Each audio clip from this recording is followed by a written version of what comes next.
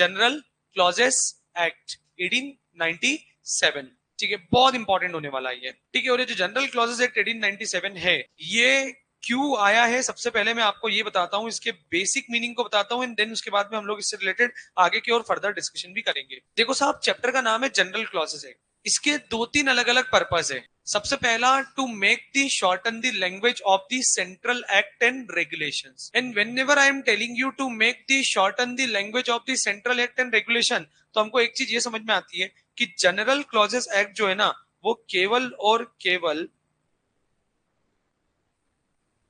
Central act और उससे related जो रेगुलेशंस बने हैं, केवल और केवल उन्हीं के ऊपर एप्लीकेबल होता है। किसके ऊपर एप्लीकेबल होता है बेटा? सेंट्रल एक्ट और उनसे रिलेटेड जो भी रेगुलेशंस बने हुए, केवल और केवल उसी के ऊपर जीसी एप्लीकेबल होता है। इसके अलावा बाकी ये किसी भी स्टेट लेवल के लॉ के ऊपर, कोई इनके अलावा किसी ने यदि कोई लॉ बनाया होगा तो उनके ऊपर कभी भी एप्लीकेबल नहीं होता है। This GC is applicable only and only on all the central acts and regulations, उनके ऊपर एप्लीकेबल होता है। करेक्ट है, नंबर 1। नंबर 2 बेटा, यहां पर वी हैव टू अंडरस्टैंड कि सर सेंट्रल एक्ट का मतलब क्या होता है। तो आपको पता है बेटा, इस सेंट्रल एक्ट को ना हम लोग 3 अलग अलग कैटेगरी में क्लासिफाइड कर देंगे। ठीक है, ध्यान से सुनना। इस सेंट्रल एक्ट को हम लोग कितनी अलग अलग कैटेगरी में क्लासिफाइड कर देंगे बेटा? 3 अलग अलग कैटेगरी में क्लासिफाइड कर देंगे। एक तो होगा बेटा बिफोर इंडिपेंडेंस, मतलब 15 अगस्त 1947 के पहले। फिर एक होगा बेटा after independence but before constitution of India. क्योंकि कॉन्स्टिट्यूशन ऑफ इंडिया हमारा 26 जनवरी 1950 को आया था। और तीसरा बेटा, सिंपल सी बात है, सभी को समझ में आ रहा है, आफ्टर कॉन्स्टिट्यूशन ऑफ इंडिया। ठीक है, यहां पर हम लोग क्या लिख देंगे बेटा? After constitution of India. ये 3 अलग अलग पार्ट में हमने डिवाइड कर दिया। सर आपको पता होना चाहिए, बिफोर इंडिपेंडेंस हमारे देश में जो लॉ बनाने का काम करते थे उनको हम लोग यहाँ पर बोलते थे डोमिनियन लेजिस्लेचर। क्या बोलते थे बेटा हम लोग इनको? Dominion legislature. ठीक है, वीडियो वाले बच्चों ध्यान से सुनना। Number 2, after independence but before constitution of India,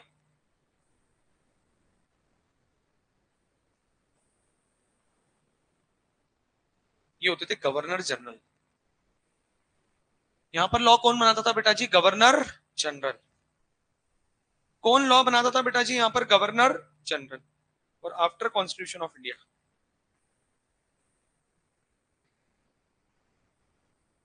parliament law. कौन लॉ बनाती है बेटा आफ्टर कॉन्स्टिट्यूशन? यहां पर पार्लियामेंट।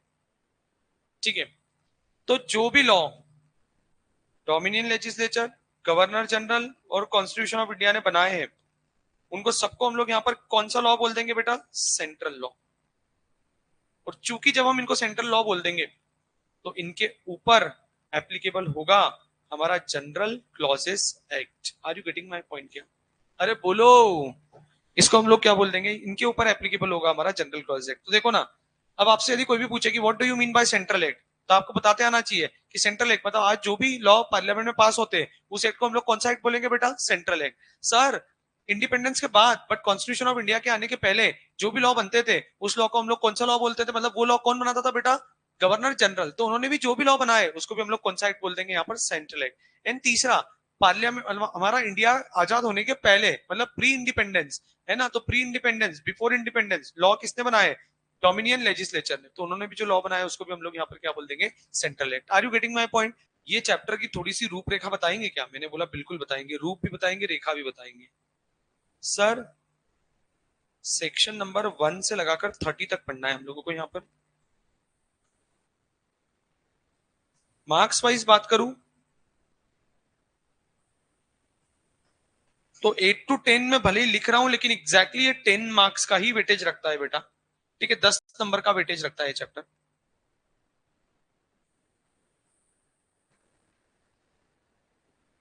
वो लेवल मॉडरेट है, हम लोग इसको बढ़िया तरीके से पढ़ लेंगे तो एकदम मॉडरेट लेवल का चैप्टर बन जाएगा ये। ठीक है, और हो सकता है कि आप लोग इसकी कैटेगरी को क्लासिफाइड करके सिंपल भी कर दो, बट ये डिपेंड करता है आपके ऊपर after completion of the chapter you will decide कि ये क्या होगा, कैसे होगा, किस तरीके से होगा। ठीक है सर, जैसे मैं आपको बता रहा था कि इस एक्ट का पर्पस क्या है, तो सबसे पहली चीज इस एक्ट का पर्पस है to make shorten the language of the central act and regulations. Sir shorten the language of central act and regulations कैसे? यार मैं तुम लोगों को बताता हूं, जैसे गुड्स वर्ड की डेफिनेशन है। अब गुड्स वर्ड की डेफिनेशन यदि मान लीजिए सोगा में भी आ रही है, टोपा में भी आ रही है, जीएसटी में भी आ रही है, और भी किसी दूसरे एक्ट में गुड्स की डेफिनेशन बार बार यूज होती है। तो चलो यहां पर आपको पता है जीसीए क्या करेगा, ये गुड्स की डेफिनेशन को ना अपने यहां पर एक बार मेंशन कर देगा और बोल देगा कि जो भी सेंट्रल एक्ट एंड रेगुलेशंस है, यदि वो अपने पास कोई स्पेसिफिक डेफिनेशन नहीं दे रहे, तो वो लोग हमारी इस पर्टिकुलर डेफिनेशन को यूज करके भी क्या कर सकते हैं साहब, यहाँ पर गुड्स को डिफाइन कर सकते हैं। तो आपको अपने एक्ट में अलग से गुड्स की डेफिनेशन लिखने की जरूरत नहीं है, number one. Number two, sir बहुत सारे ऐसे वर्ड्स होते हैं लाइक ईयर हो गया, लाइक सेंट्रल गवर्नमेंट हो गया, लाइक सेंट्रल एक्ट हो गया, रेगुलेशंस हो गया, इनेक्टमेंट हो गया, एफिडेविट हो गया, इमूवेबल प्रॉपर्टी हो गया, डॉक्यूमेंट्स हो गया, है ना, ओथ हो गया। फिर उसके बाद में यदि हम लोग बात करें डिस्टेंस की बात करें, तो यार बहुत सारे एक्ट में ना ये वर्ड बार बार यूज होते हैं। तब क्या हो रहा है, जब मल्टीपल एक्ट में इस तरीके के वर्ड्स बार बार यूज हो रहे होंगे, तो यार यदि हम लोग हर एक स्पेशल एक्ट में इनके मीनिंग को अलग से लिखने जाएंगे, तो वो अननेसेसरली एक्ट पे रिपीटेशन होने के साथ साथ वो एक बड़ा बड़ा हो जाएगा, बहुत ज्यादा कंटेंट हो जाएंगे। तो उस चक्कर में जीसीए क्या बोलता है पता है, ये जो जनरल डेफिनेशन है ना, जो हर जगह पर यूज होती है, और जो जनरल वर्ड होते हैं, आपको वो डेफिनेशन ना अपने सेंट्रल एक्ट और रेगुलेशन में बार बार लिखने की जरूरत नहीं है। आप बोले क्या करो, उसको कहां से रेफर कर सकते हो, from the general clauses act, number one. Number two, uniformity maintain करना, इस भी इसका एक पर्पस है। यदि कहीं पर कोई पर्टिकुलर वर्ड यूज हो रहा है और वो उस एक्ट के साथ साथ दूसरे एक्ट में भी यूज होता है, तो ऐसा नहीं होना चाहिए कि उस पर्टिकुलर एक्ट में उसका मीनिंग कुछ और निकाल ले और दूसरे पर्टिकुलर एक्ट में उसका मीनिंग कुछ और निकाल ले। यहाँ पर टू मेंटेन द यूनिफॉर्मिटी, यहाँ पर इन्होंने क्या किया हुआ है, इस जीसीए में उस पर्टिकुलर वर्ड की मीनिंग को डिफाइन कर दिया है। नंबर थ्री, यहां पर वो यूनिफॉर्मिटी के साथ साथ वो जो एक्ट जिस पर्पज से लॉ मेकर ने लिखा है, उसके इंटरप्रिटेशन और कंस्ट्रक्शन को अचीव करने के लिए भी इन्होंने कौन सा एक्ट बनाया हुआ है बेटा, general clauses act. Are you getting my point? क्या ठीक है, तो चलो आओ सबसे पहले देखते हैं हमको क्या क्या करना रहेगा। इसको मिलाकर मैं बोल देता हूं, ये एक पार्ट हुआ मेरा, ये दूसरा पार्ट होगा, ये तीसरा पार्ट होगा, ये चौथा पार्ट होगा, और ये पांचवा पार्ट होगा। 5 अलग अलग पार्ट में हम लोगों को ये पूरा की पूरा चैप्टर पढ़ना रहेगा। ठीक है, कितने अलग अलग पार्ट में पढ़ना है बेटा, 5। पहला क्या पढ़ेंगे हम लोग, प्रिलिमिनरी एंड डेफिनेशन, ओके पढ़ लेंगे, नो प्रॉब्लम। दूसरा पार्ट है सेक्शन नंबर 5 से लगाकर 13 एंड। इतने सालों से पढ़ा रहा हूं बेटा, मेरा एक्सपीरियंस रहा, यहां से हमेशा एक क्वेश्चन एग्जाम में आता ही आता है। सेक्शन नंबर वो कितने भी 2 नंबर आ जाए, 4 नंबर आ जाए, एक क्वेश्चन हमेशा आता है यहाँ से। Section number 5 to section number 13 के बीच में एक क्वेश्चन आपको एग्जाम में मिलेगा ही मिलेगा। फिर यहाँ पर पावर एंड फंक्शनरीज की बात आती है, बहुत छोटे छोटे से सेक्शन है। फिर ये provision as to order rule, ये एग्जीक्यूटिव प्रोविजन है, और मिसलेनियस में मिसलेनियस होगा। कुल मिलाकर 30 सेक्शन हम लोगों को यहाँ पर पढ़ने देंगे। ठीक है सर, हेडिंग दिया हुआ है why we study general clauses act. हाँ, रीजन बड़ा सिंपल है भाई, why we study general clauses act, because general clauses act exam में कितने नंबर का आता है, 8 to 10 मार्क्स, इसलिए हम लोगों को पढ़ना रहता है ये। अदरवाइज ऐसा कोई हमको पढ़ने का, अच्छा बताओ कोई शौक आ रहा था क्या तुमको जीसीए पढ़ने? अरे सर बिल्कुल नहीं आ रहा है हमको, हमको तो पढ़ने का ही शौक नहीं आता है। यदि कोई हमसे 2-5 लाख का डोनेशन लेके सीए की डिग्री ले दे दे हमको, हम 2-5 लाख उसको खुशी खुशी दे देंगे। अरे दे दोगे ना भाई, ठीक है, पर क्या करे भाई, यहाँ पर देखो पूछ भी कैसा रहा है, वो भी सीए स्टूडेंट से पूछ रहे हैं यार, और वो भी आईसीआई कि बोले why we study general clauses act. अरे टोपे 8 से 10 नंबर के आए वहां पे मार्क्स है ना, एग्जाम में क्वेश्चन आने वाला है, इसलिए हम लोग यहाँ पर क्या कर रहे हैं, जीसीए पढ़ रहे हैं। अदरवाइज हमें कोई ऐसा शौक नहीं था कि ये जो एक्ट बन चुके और इनको हम पढ़े, हमारे जीवन में पता नहीं काम आए नहीं आए, हम सीए बनने के बाद सीए वाला काम करे नहीं करे, हम क्यों पढ़े इसको, पर यार सवाल 8 से 10 नंबर का, इसलिए हमको पढ़ना पड़ेगा। तो देखो भाई ध्यान से देखना, ये जो पर्टिकुलर जनरल क्लॉजेस एक्ट है ना बेटा, ये 11th ऑफ मार्च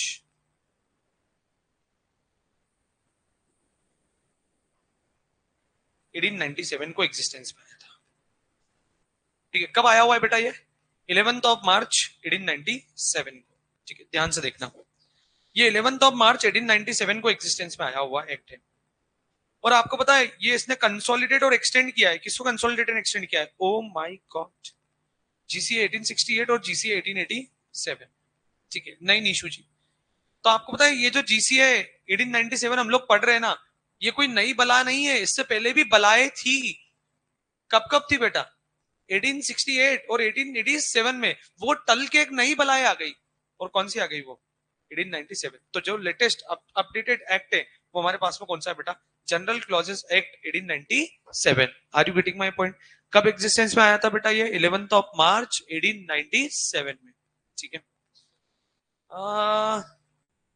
इसको कट कर दो, इसको भी कट कर दो। एग्जाम्पल नंबर 1 हम लोग पढ़ते हैं साथ साथ में, ध्यान से देखना। यहां पे इन्होंने क्या बोला है? Wherever the law provides that court will have to power to appoint, suspend or remove a receiver, the legislature simply enacted that wherever convenient the court may appoint receiver. It was implied within that language it may also remove or suspend him. Oh my God. गोपी भाई ये तो इन्होंने ऐसी बात बोल दी है जिस तरीके से एंशियंट बुक्स में लिखा गया है, धार्मिक ग्रंथों में लिखा गया है कि Shiva is the creator, Shiva is the destroyer. बोले भगवान शिव ही इस धरती को बनाने वाले हैं और इस धरती को उजाड़ने वाले, बिगाड़ने वाले भी कौन है? भगवान शिव ही है। जब तक भगवान शिव एकदम खुश चल रहे हैं तब तक इस धरती को कुछ नहीं होगा, वो उनके प्रोटेक्शन में। लेकिन जब भी बेटा उनकी तीसरी आंख खुली तो ये मान के चलना कि इस धरती का सर्वनाश हो जाएगा। Are you getting my point? क्या बोला जाता है? Shiva is the creator and Shiva is the destroyer.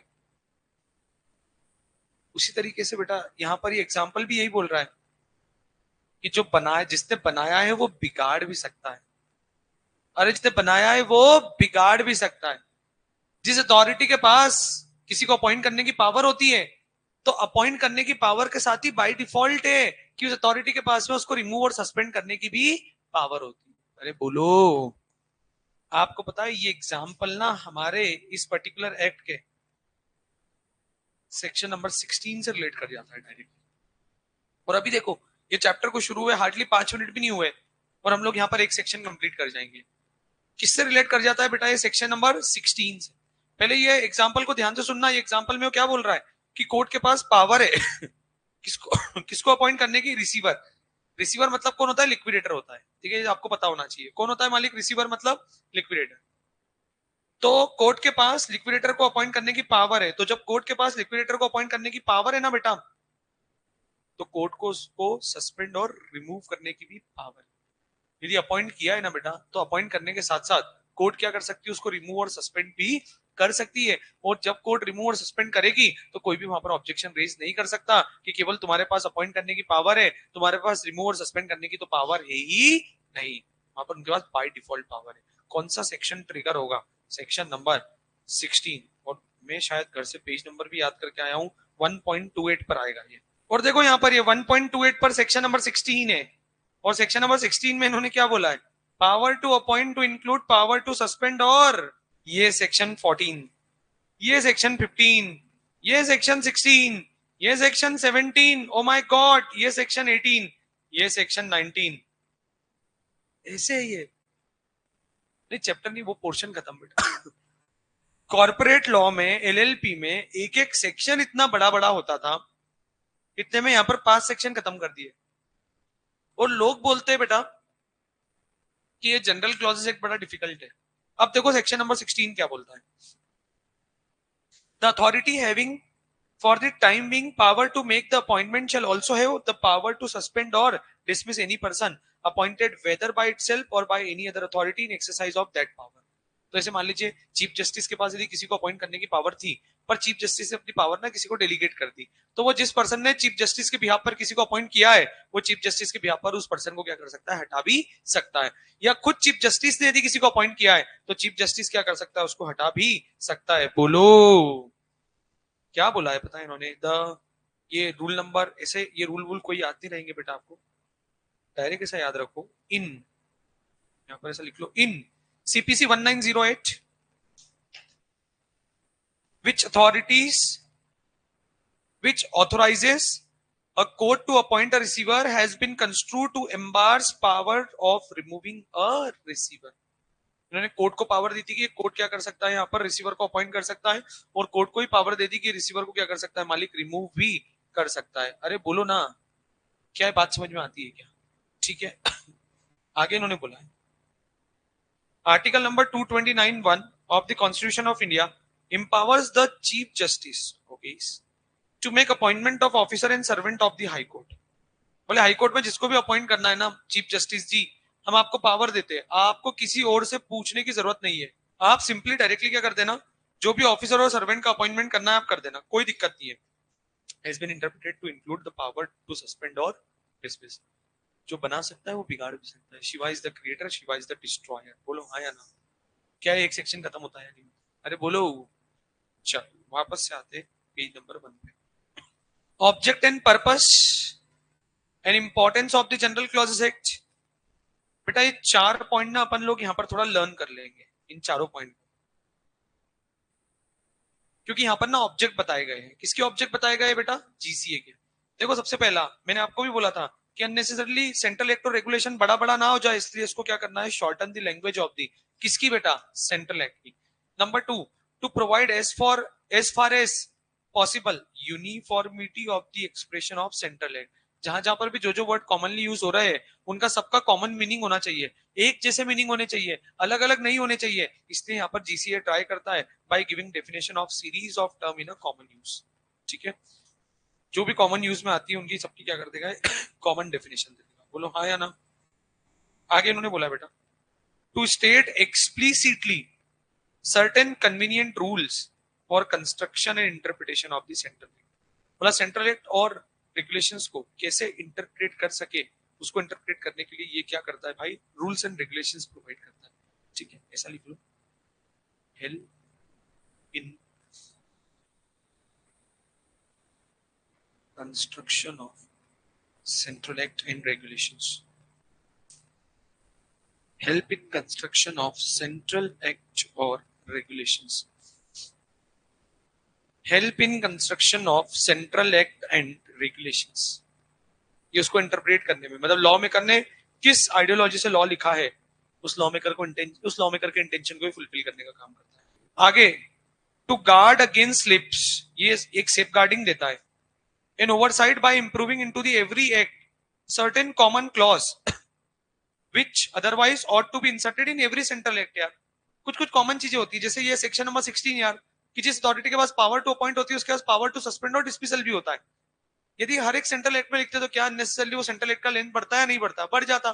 तो भाई साहब यूनिफॉर्मिटी मेंटेन रहे, सेफ गार्डिंग मेंटेन रहे, सबका कॉमनली मीनिंग हो जाए, इसलिए यहाँ पर ये जीसी आया हुआ है। ये 4 पॉइंट अपने को याद रखना है। पहला शॉर्टन द लैंग्वेज, दूसरा यूनिफॉर्मिटी ऑफ द एक्सप्रेशन, तीसरा help in interpretation of central act and regulations, and guard against the sleep and oversight by importing into any central act and common form clauses which otherwise ought to be inserted in every central act। जिसको अलग से डालना पड़ता उन्होंने इनको commonly कहां पर mention कर दिया है बेटा, into the general clauses act 1897। ये कट कर दो बेटा। ओके, एक बहुत अच्छा केस है। बोले आखिर जीसीए को पढ़ने का पर्पस क्या है? तो पर्पस सुप्रीम कोर्ट का एक बहुत फेमस केस था, chief inspector of mines versus Karamchand Thapar. क्या था बेटा इस केस लॉ का नाम? ये याद करना है आपको case law, chief inspector of mines versus Karamchand Thapar. ठीक है, ये केस लॉ याद करना है। जहां पर इन्होंने क्या किया बताए, पर्पस बताया। किसका पर्पस बताया? इस जीसीए का। क्या बोला है पता है इन्होंने बोला है बेटा to place in one single statute different provision as regarded interpretation of the words and legal principle which would otherwise have to be specified separately in many different acts and regulations। यार जो ऐसी common चीजें हैं जो कि generally हर एक act में आती है, तो वो हर एक एक्ट में यदि आती तो हर एक एक्ट में हमको अलग से डिफरेंटली लिखनी पड़ती। इसकी बजाय हम लोगों ने कहां पर लिख दिया है साहब, उसको जनरल क्लॉजेस एक्ट में लिख दिया है। तो कोई भी हमसे पूछे कि what is the purpose behind introducing general clauses act, तो हम लोगों को यही बोलना है यार वो सेंट्रल एक्ट और रेगुलेशन में जो कॉमनली चीज आती है उन कॉमनली चीजों को अननेसेसरली मेंशन करने से वो एक्ट का लेंथ बढ़ जाता। उसकी लेंथ को रिड्यूस करने के लिए और यूनिफॉर्मिटी लाने के लिए और एक्ट को शॉर्टन करने के लिए क्या इंट्रोड्यूस किया गया है? General clauses act 1897। Are you getting my point? Clear है क्या? यस। आगे देखो इन्होंने और क्या बोला है। ये कट कर दो, ये भी कट कर दो। एग्जाम्पल नंबर 2 देखो, मैं आपको ना दो चीजें बताता हूं। एक होता है बेटा फिशरी,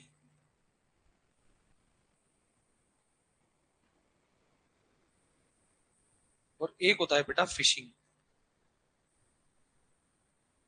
अरे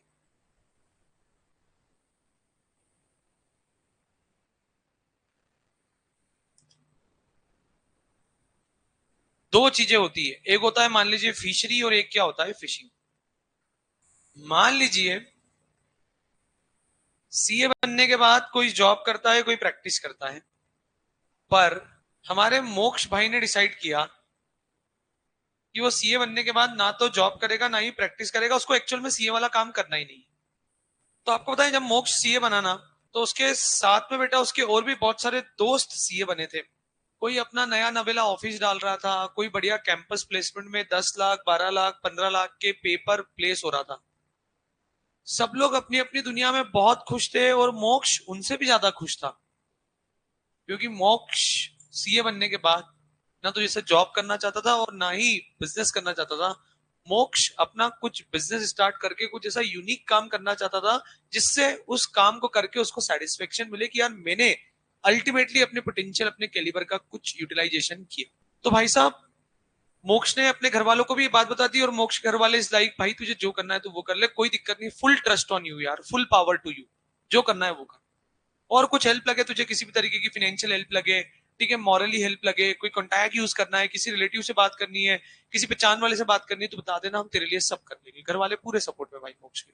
आपको पता है मोक्ष 2-3-4 महीने रिसर्च करना चाहता था, क्योंकि मोक्ष को बिजनेस करना था, पर किस चीज का बिजनेस करना था ये मोक्ष को अभी पता नहीं था, क्योंकि मोक्ष जब सीए कर रहा था तब पूरी तरीके से वो सीए में डूबा हुआ था। उसके दिमाग में तब कोई बिजनेस बिजनेस से रिलेटेड कोई भी बात नहीं आती थी, सिर्फ पढ़ाई भाई। सीए बनने के बाद भाई साहब ने पहले 2-3 महीने अपने घर पे बैठ के ही रिसर्च करी। फिर इसने बोला नहीं यार, मैं थोड़ा बाहर निकलता हूँ, दुनिया घूमता हूँ, क्या चल रहा है, कहां पर क्या अपॉर्चुनिटी, उस अपॉर्चुनिटी को मैं इनकैश करता हूँ।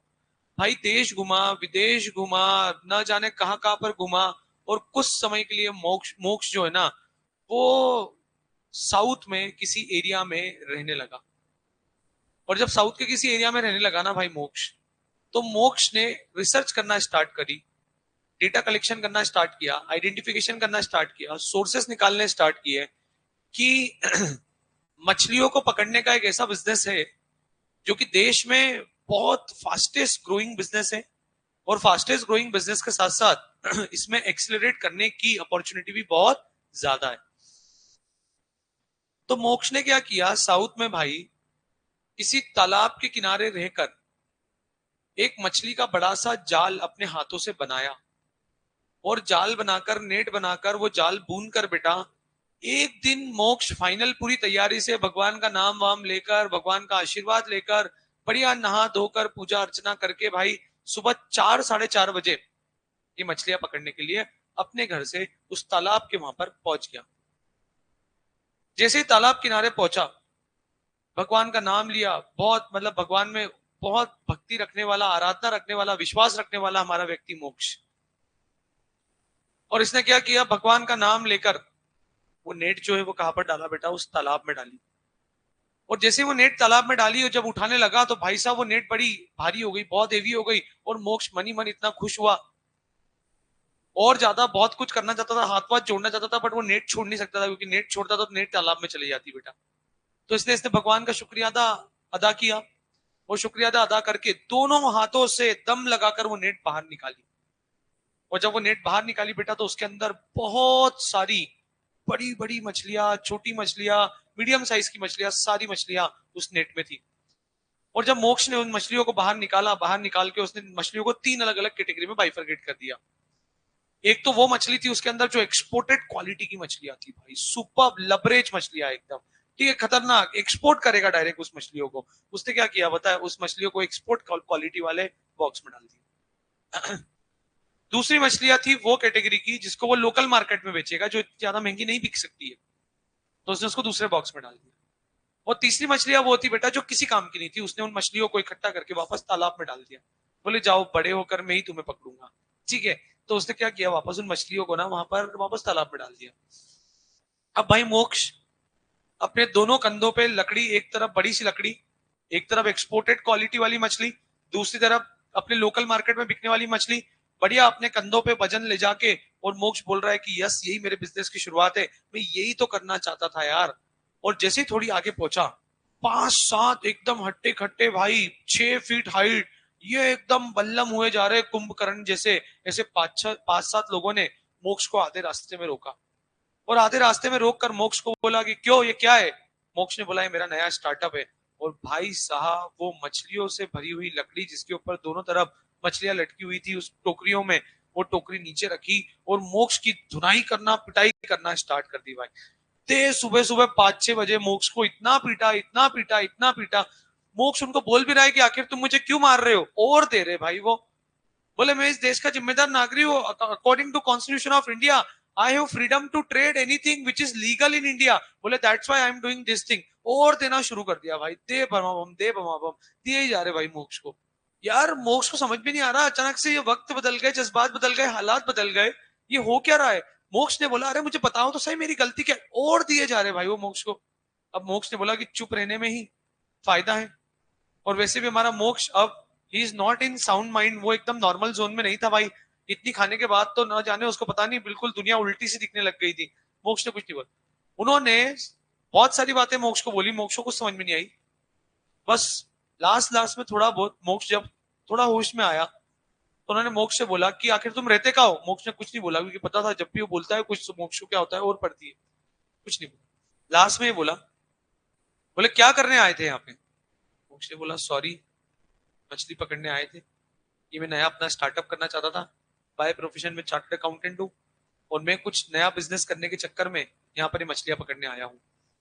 और भाई साहब उन्होंने मोक्ष को बोला, बोले इस तालाब में जो भी मछलियां आती है उन मछलियों को पकड़ने का अधिकार केवल और केवल हमारा है। It's not your right, even आप इस तालाब के आसपास घूम भी नहीं सकते हो। मोक्ष ने बोला क्या बात कर रहे हो। बोले थे क्या, और नहीं नहीं नहीं नहीं, नहीं। बोले अच्छा ठीक है ओके। आपको पता है मोक्ष आया, जैसे जैसे अपनी मरहम पट्टी करी, थोड़ा ठीक हुआ, डॉक्टर को दिखाया, हॉस्पिटल से घर आते आते रास्ते में मोक्ष को ना कोई एक पहचान वाला मिल गया, और मोक्ष ने उससे पूछ लिया, बोले भैया भैया एक बात बताओ ना। बोले मुझे भी मछलियों का बिजनेस करना है, मुझे भी मछलियां पकड़ना है, पर वो तालाब के किनारे जाओ ना तो वो लोग बहुत मारते हैं, पता नहीं वो अलग ही तरीके के लोग हैं। तो वो भैया ने मोक्ष को बताया, बोले बेटा मोक्ष, इन तालाबों से मछलियों को पकड़ने के लिए you have to take license from the local authority और स्टेट गवर्नमेंट और सेंट्रल गवर्नमेंट। कुछ कुछ तालाब लोकल अथॉरिटी के अंडर में आते, कुछ कुछ तालाब जो होते हैं वो स्टेट गवर्नमेंट के अंडर आते, और कुछ कुछ तालाब जो होते हैं वो सेंट्रल गवर्नमेंट के अंडर में आते। बोले आपको ना इसका लाइसेंस देना पड़ेगा। मोक्ष ने बोला भैया भैया एक बात बताओ ना, लाइसेंस लेने का प्रोसीजर क्या होता है। तो लाइसेंस देने का प्रोसीजर होता है, एक बिडिंग होती है, वो बिडिंग में आपको जाना पड़ेगा और उस बिडिंग में जाकर आपको बीट कोट करनी पड़ेगी, जो भी हाईएस्ट बीट कोट करेगा उसको वहां पर वो मछली पकड़ने का टेंडर मिल जाता है। मोक्ष ने बोला अच्छा अच्छा ऐसा होता है। और भाई मोक्ष जब अस्पताल से घर आया तो भाई ने ये स्ट्रॉन्ग विल पावर के साथ डिसाइड कर लिया था कि कुछ भी हो जाए, इस बार जो भी मछलियां पकड़ने का टेंडर मिलेगा ना, भले ही कुछ भी हो जाए, लॉस खा लूंगा मैं, घर से घर वालों के पैसे लगवा दूंगा, पर मछली पकड़ने का टेंडर तो मैं ही लूंगा, क्योंकि एक बार मार खा ली है, अब इस मार का बदला मैं मिलेनियर बिलेनियर बन के ही निकालूंगा। और भाई साहब हुआ भी ऐसे ही, ऑक्शन हुई, ऑक्शन में सबसे हाईएस्ट बीट मोक्ष ने कोट करी, और जब मोक्ष ने कोट कर दी तो बेटा मोक्ष ने अपनी पूरी टीम के साथ अब मछलियों को पकड़ने का काम वहां पर स्टार्ट कर दिया।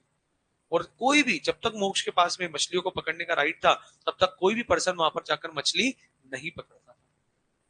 You know the activity which is done by मोक्ष इज नोन एज फिशरी। इसको किस नाम से आना जाता है पता है, फिशरी के नाम से। सर फिशरी का मतलब क्या होता है। फिशरी का मतलब ये होता है मालिक कि जो भी मछली पकड़ने का राइट आपके पास है, उस मछली पकड़ने के राइट को अपन लोग यहाँ पर क्या बोलते हैं, फिशरी बोलते हैं। अरे बोलो, इस मछली पकड़ने के राइट को हम लोग क्या बोलते हैं यहाँ पर, फिशरी। अब आपको बताइए जो मछली पकड़ पकड़ के हमारा मोक्ष भाई कभी इधर, कभी नेशनल मार्केट, कभी इंटरनेशनल मार्केट, कभी रिटेलर, कभी होलसेलर, कभी डायरेक्ट कंजम्पशन करने वाले होटल रेस्टोरेंट को जो बेच रहा है, this activity is known as what, fishing. इसको हम लोग क्या बोलते हैं, फिशिंग। अब फिशरी और फिशिंग में क्या डिफरेंस है? फिशरी और फिशिंग के डिफरेंस को समझने से पहले we have to understand the meaning of what is immovable property. इस फिशिंग और फिशरी के डिफरेंस को समझने से पहले हम लोगों को क्या समझना पड़ेगा बेटा? What is immovable property. आपको पता है डेफिनेशन सेक्शन में, अच्छा यहां पर डेफिनेशन जो है वो सेक्शन नंबर 2 में नहीं है, यहां पर डेफिनेशन कहां पर है बेटा? सेक्शन नंबर 3 में। आपको पता है दो डेफिनेशन के सेक्शन याद करने पड़ेंगे आपको। पहला सेक्शन नंबर 326 और दूसरा section number 336। Section number 3 clause 26 is talk about immovable property and section number 336 is talk about movable property। Section number 326 किसके बारे में बात करेगा? Immovable property. और सेक्शन नंबर 336 किसके बारे में बात करेगा बेटा? Movable property. पता है इमूवेबल प्रॉपर्टी का मतलब क्या होता है? यदि हम लोग जनरली एक नॉर्मल लेमन सेंस में बात करें तो बोले इमूवेबल प्रॉपर्टी वो होती है जो मूवेबल नहीं होती है, जो फिक्स प्लेस पर होती है, जैसे लैंड हो गई, land is an immovable property. बोले जो कांस्टेंट इन नेचर रहती है उसको इमूवेबल बोलते हैं। यार ऐसा नहीं होता है। इमूवेबल प्रॉपर्टी की डेफिनेशन ना आपको सिस्टमेटिकली देनी पड़ेगी। और पता है इमूवेबल प्रॉपर्टी की डेफिनेशन देने के लिए ना आपको 4 टेस्ट लगाने पड़ेंगे, और जो भी प्रॉपर्टी इन चारों में से किसी भी वन और मोर टेस्ट को सेटिस्फाइड कर देती है वो पर्टिकुलर प्रॉपर्टी कौन सी प्रॉपर्टी बन जाएगी भाया? Immovable property. कौन सी प्रॉपर्टी बन जाएगी वो? Immovable property. पर इमूवेबल प्रॉपर्टी बनने के लिए क्या करना पड़ेगा उनको? इन चारों में से किसी ना किसी एक टेस्ट को सेटिस्फाइड करना पड़ेगा। पहला, या तो वो लैंड होना चाहिए। यदि वो लैंड है तो ऑब्वियस सी बात है यार, land is an immovable property. बोलो हाँ या ना? सेकेंड बेटा, थिंग्स अटैच टू दी अर्थ। ठीक है, थिंग्स रूटेड टू दी अर्थ, मतलब ऐसी चीज भाई जो चीज जमीन से जुड़ी हुई है। जैसे ये बिल्डिंग जिस क्लासरूम में आप पढ़ रहे हो भाई, ये क्लासरूम लैंड के ऊपर ही बना हुआ है। क्या ये अटैच टू दी अर्थ है या नहीं है? बोलो हाँ या ना? ठीक है, इसको भी हम लोग यहाँ पर क्या बोलेंगे पता है? It is an immovable property. दो चीजें निकाल ली अपन लोगों ने, पहला लैंड, दूसरा things rooted to attach to the earth, उसको भी अपन लोग क्या बोलेंगे यहाँ पर? Immovable property. तीसरा, benefit arising out of land. क्या बोल रहे हैं बेटा हम लोग यहाँ पर? Benefit arising out of land. वापस से क्या बोल रहे हैं बेटा जी हम लोग यहाँ पर? Benefit arising out of land. फिर से एक बार जरा वापस से बोलो ना, क्या बोल रहे हैं बेटा हम लोग? Benefit arising out of land. देखो ना, मोक्ष को फिशिंग करने के लिए लाइसेंस मिला, वो जो लाइसेंस मिला वो लाइसेंस को हम लोगों ने फिशरी नाम दिया। मछली पकड़ने का अधिकार इज नोन एज फिशरी। मछली पकड़कर बेचना is ordinary activity.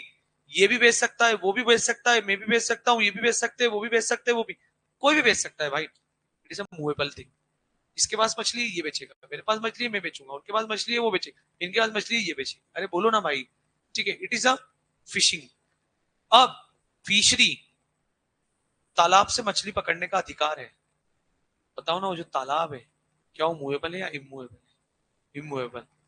Benefit arising out of land, मछलियों को वो जमीन से पकड़ रहा है, तालाब में से पकड़ रहा है और तालाब से पकड़ के बेच रहा है। क्या benefit arising out of land है या नहीं है? अरे बोलो ना, क्या benefit arising out of land है या नहीं है? आपको पता है it is also considered as immovable property. पता है यहाँ पर बाइफर्केशन हो जाएगा। यदि आपको वो एग्जाम में कभी भी पूछे कि फिशरी और फिशिंग डिफाइन करो, कौन सी प्रॉपर्टी मूवेबल है कौन सी इमूवेबल है, पता है फिशरी का तो पहले मीनिंग पता होना चाहिए आपको। फिशरी का मतलब होता है मछलियों को पकड़ने का अधिकार, और फिशिंग जो पकड़ी हुई मछलियां है उनको बेचना या मछलियों की ट्रेडिंग करना या मछलियों की सेल परचेज करना, उसको अपन लोग क्या बोलते हैं? फिशिंग। फिशिंग इज मूवेबल, जिसके पास मछली है भाई वो बेचेगा। फिशरी, मछलियों को पकड़ने का अधिकार, it is benefit rising out of land, और चूंकि it is benefit rising out of land है तो ये कौन सी प्रॉपर्टी मानी जाएगी? आपकी इमूवेबल प्रॉपर्टी। क्या मैं जो बात बोल रहा हूँ बात आपको समझ में आ रही है क्या? क्या माना जाएगा बेटा उसको? It is a immovable property. क्या माना जाएगा बेटा इसको? It is a immovable property. अरे बोलो ना। दूसरा एग्जांपल देता हूं मैं आपको benefit rising out of land का। मान लीजिए कि आपने कहीं पर कोई टेम्परेरी स्ट्रक्चर लगा दिया और उस टेम्परेरी स्ट्रक्चर से आपको रेंट आ रहा है, रेंट रेंट मिल रहा है। जमीन पे आपने कोई टेंट लगा दिया या कोई तंबू लगा दिया या कोई टेम्परेरी स्ट्रक्चर लगा दिया और वहां से आपको कोई रेंट मिल रहा है। अगेन वो जो रेंट मिल रहा है ना, it is a immovable right. Why? Because benefit arising out of land. तीसरा एग्जांपल देता हूं. कभी आपने लाख ट्री का नाम सुना है? Lakh tree, LAC. अरे लाख हिंदी में, अरे गोंद, गोंद का झाड़, गोंद का झाड़ नाम सुना है ना, एलएसी, लाख ट्री. शायद आप लोगों ने सुना होगा पुराने जमाने में लाख की चूड़ियां भी आती थी. अभी भी आती है ओरिजिनल लाख की, पता है, मतलब आई डाउट अब आती होगी या नहीं आती होगी, क्योंकि लाख अपने आप में बहुत महंगा हो गया है.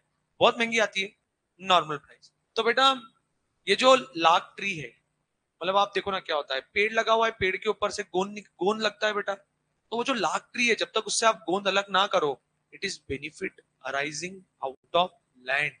क्योंकि वो जो ट्री है ना, वो रूटेड है इनटू द लैंड. वो रूटेड है भाई, जमीन पे खड़ा है, उससे बेनिफिट मिल रहा है. तो वो जो भी ट्री है बेटा, वो ट्री कौन सा माना जाएगा आपका? Immovable property. Are you getting my point? And तीसरा होता है थिंग्स. चौथा होता है, सॉरी तीन तो हो गए, चौथा होता है थिंग्स फेस्टेंड विथ लैंड. क्या बोला है बेटा? Thing fastened with land. आपको तो ये फेस्टेंड वर्ड, कभी आपने कोई मूवी देखी होगी, या आप कभी किसी प्लेन वेन में बैठे होंगे, ठीक है, जब आपने कोई फ्लाइट वाइट से ट्रेवल किया होगा, तो ऐसा बोला जाता है कि फेस्टेंड योर सीट बेल्ट, अपने कुर्सियों की पेटी बांध लीजिए, ऐसा बोला जाता है. तो फेस्टेंड का मतलब क्या होता है? बांध लेना, अटैच कर लेना, उसके बाद फिर ना आप इधर उधर मूव नहीं कर पाओगे. आपको पता है, देखो इसके बेस्ट एग्जांपल, ये फैन, वो प्रोजेक्टर, ये एयर कंडीशनर, ये यहाँ पे बोर्ड का तो पर्दा लगा ही हुआ ही नहीं है, चलो वो स्विच, ये सारी चीजें जो है ना बेटा, ये पहले मूवेबल थी, बट मूवेबल को लाकर किसके साथ फेस्टेन कर दिया, किसके साथ बांध दिया? इमूवेबल के साथ. अब यदि मान लीजिए फैन मुझे ले जाना है कहीं one place to other place, directly ऐसे निकाल के ले जा सकता हूँ क्या? नहीं, पहले इसको असेंबल रीअसेंबल करना पड़ेगा, उसी के बाद में क्या कर सकता हूँ, इस फैन को दूसरी जगह पे ले जा सकता हूँ. Now this is also immovable property.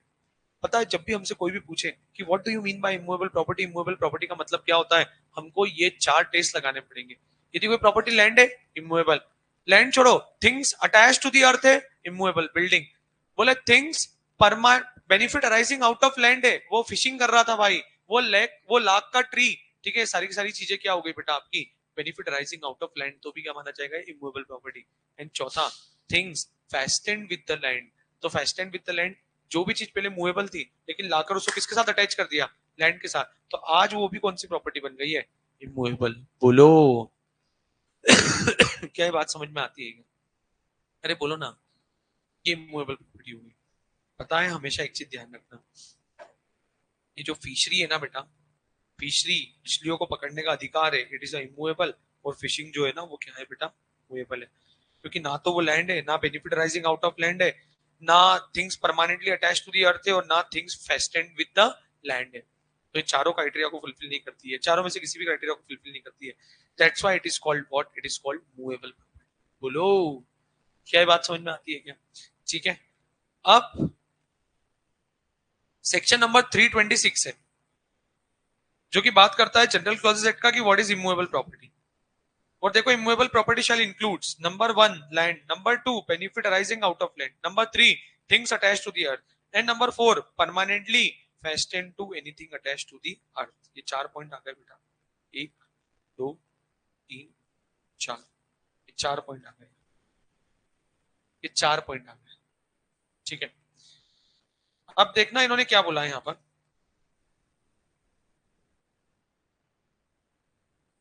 Section number 3 of transfer of property does not define the term except to say that immovable property does not include. मतलब उन्होंने ना वहां पर इमूवेबल प्रॉपर्टी की डेफिनेशन नहीं दी, पर उन्होंने वहां पर ना डिस्प्यूट से अपने आप को बचाने के लिए एक चीज पे क्लियरिटी दे दी कि भाई साहब, आप इमूवेबल प्रॉपर्टी किसी को भी मानो या मत मानो, पर ये चीजें कभी भी इमूवेबल प्रॉपर्टी के तौर पे कंसिडर्ड नहीं होगी. कौन कौन सी बेटा? पहला स्टैंडिंग टिम्बर, दूसरा ग्रोइंग क्रॉप, तीसरा ग्रास. ये तीन चीजें कभी भी इमूवेबल प्रॉपर्टी में कंसिडर्ड नहीं होगी. पता है इसके पीछे रीजन है. Section number 2 clause 7 of SOGA. इसके पीछे रीजन है, section number 2 clause 7 of SOGA. Sale of goods act का सेक्शन नंबर 2 का क्लॉज नंबर 7 में गुड्स की डेफिनेशन दी है, और वहां पर क्लियरली लिखा हुआ है कि goods includes growing crop, grass and timbers which is farming part of land and ready to be serve. अरे ऐसा लिखा हुआ है वहां पर.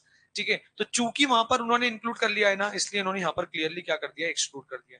तो ठीक है भाई, हम इनको कभी भी हम लोग इनको ना यहाँ पर किसका पार्ट नहीं मानेंगे बेटा, इमूवेबल प्रॉपर्टी का पार्ट नहीं मानेंगे। S fish do not come under the category of definition in general clauses act applies and profit a prendry, जिसका मीनिंग देखो इन्होंने क्या बोला, it is a French word जिसका मतलब क्या होता है, right of taking, the right of person to share the land in on by another, a profit a prendre enables a person to take the part of the soil or produce the land that someone else own। रहने दो ना, हमको इतना technicals में नहीं जाना है। is regarded as benefit arising out of land, it follows that it is an immovable property within the meaning of transfer of property। क्या आपको ये फिशरी और फिशिंग के मीनिंग पे क्लियरिटी आई क्या बेटा? Fishery is an immovable property, why? Because it is benefit arising out of land. Clear है क्या? अरे बोलो। ठीक है, thus the court construe, अरे कोर्ट की जरूरत ही नहीं पड़ती हमको, राइट टू कैच और carry fish as an immovable property. ठीक है, application of the general clauses act, तो मैंने आपको पहले ही बता दिया था बेटा, ये केवल और केवल किसके ऊपर एप्लीकेबल होता है, सेंट्रल एक्ट्स एंड रेगुलेशंस। और मैंने आपको वो भी बाइफरगेट करके बता दिया, कि कब पार्लियामेंट, कब गवर्नर जनरल और कब डोमिनियन लेजिस्लेचर। अरे बोलो ना। तो बेटा यहां पर ये वाला पोर्शन भी, ऋषा जी देखो, अरे कट कर दिया हमने पोर्शन, ये पोर्शन भी कट कर दिया, ये पोर्शन नहीं बे, ये पोर्शन भी कट कर दिया। इसलिए बोलता हूं ना बेटा, मेरे साथ साथ ही कट कर लिया करो, फिर बाद में पूछते रहते हो सर बताओ ना क्या क्या कट करना है, क्या कट नहीं करना है। ये कट करना है, ये भी कट करना है, ये भी कट करना है, ये भी कट करना है, पूरा पेज कट करना है। नहीं नहीं, फाड़ो वाड़ो मत बेटा। यहां पर हमेशा एक चीज ध्यान रखना, जनरली किसी भी एक्ट के सेक्शन नंबर 2 में डेफिनेशन देके रखी होती है, लेकिन यहां पर जीसीए के सेक्शन नंबर 3 में डेफिनेशन देके रखी है। ठीक है, which deals with the definition section. और ये जो डेफिनेशन है, ये डेफिनेशन किसके ऊपर एप्लीकेबल होती है बेटा, all the central acts and regulations. इसके ऊपर एप्लीकेबल होती है बेटा, all the central acts and regulations made after the commencement of GCA, उनके ऊपर एप्लीकेबल होगा। बोलो हाँ या ना, जल्दी से बोलो भाई। उसके बाद full cut, full cut done क्या? चलो इधर देखना ध्यान से, some basic understanding of legislation. बेटा देखो कहीं पर भी ना ये वाला वर्ड बहुत ज्यादा ट्रेंडिंग होता है, प्रीएम्बल। जब भी हम लोग कोई नया एक्ट पढ़ते हैं तो बेटा वो नए एक्ट में क्या आता है, प्रीएम्बल। देखो मैं आपको प्रीएम्बल को ना ऐसे कोरिलेट करके दिखाता हूँ। अपन लोग बचपन में थे, हिंदी में अपन लोग ना गद्यांश और पद्यांश पढ़ते थे, शायद तुम लोगों ने भी पढ़ा होगा कभी, गद्यांश पद्यांश पढ़ा है क्या? तो वो जो पद्यांश होते थे ना, वो पद्यांश में ऐसा आता था, संदर्भ प्रसंग सहित व्याख्या करो। अरे ऐसा कभी सुना है क्या, संदर्भ प्रसंग सहित व्याख्या करो। ठीक है, तो देखो इन्होंने क्या बोला हुआ था, गद्यांश पद्यांश सहित आपको क्या करना थी, व्याख्या। पता है वहां पर क्या करते थे, वो अपने को ना एक छोटा सा ऐसा पैसेज टाइप दे देते थे, छोटा सा, और वो बोलते थे कि यहाँ पर ना इसकी पहले बेसिकली आप बेसिक समरी बनाओ, फिर उसको एलोबरेट करो और लास्ट में उसका कंक्लूजन देना पड़ता था। पता है वो जो हम लोग प्रस्तावना लिखते थे, प्रस्तावना है ना, तो वो संदर्भ को प्रस्तावना भी बोलते थे और कभी कभी उसको संदर्भ भी बोल देते थे। Basically it is a introductory part of that particular पद्यांश। मतलब वो जो पैसेज होता था ना छोटू वाला, उस पैसेज का ना वो इंट्रोडक्टरी पार्ट होता था, एक बेसिक ब्रीफिंग होती थी, वो एक इंट्रोडक्शन होता था कि अल्टीमेटली वहां पर लिखा हुआ क्या है। आपको पता है जब भी हम लोग कोई भी एक्ट पढ़ते हैं ना बेटा, तो किसी भी एक्ट के बिगिनिंग में ना उसका प्रियम्बल दिया जाता है, और प्रियम्बल जो है ना वो तीन चीजों को डिफाइन करता है, scope of the act, object of the act and purpose of the act. याद करना पड़ेगा आपको, जिनको मैंने यहाँ पर अंडरलाइन किया हुआ है। ठीक है, प्रियम्बल जो है ना, और एग्जाम में ये क्वेश्चन दसों बीसों बार आ चुका हो, 2-2 नंबर के लिए। Right short note on preamble, what do you mean by preamble. आपको पता है प्रियम्बल को ना इंटरनल एड टू इंटरप्रिटेशन भी बोला जाता है, इंटरनल एड टू इंटरप्रिटेशन। क्या बोला जाता है बेटा जी इसको, इंटरनल एड टू इंटरप्रिटेशन भी बोला जाता है, प्रियम्बल को इंटरनल एड टू इंटरप्रिटेशन भी बोला जाता है। और इंटरनल एड टू इंटरप्रिटेशन का मतलब क्या हुआ पता है? लॉ मेकर ने लॉ क्या सोचकर लिखा है, लॉ मेकर ने लॉ क्या सोचकर लिखा है, उसकी सोच हमें कहां से पता लग जाती है बेटा? प्रीएम्बल से। क्योंकि प्रीएम्बल क्या दिखाता है? किसी भी एक्ट के स्कोप को दिखाता है, किसी भी एक्ट के ऑब्जेक्ट को दिखाता है और किसी भी एक्ट के पर्पस को दिखाता है, जिससे हमको ये समझ में आ जाता है कि यार ये एक्ट अल्टीमेटली लिखा क्यों है, हमको इसको किस सेंस में पढ़ना है।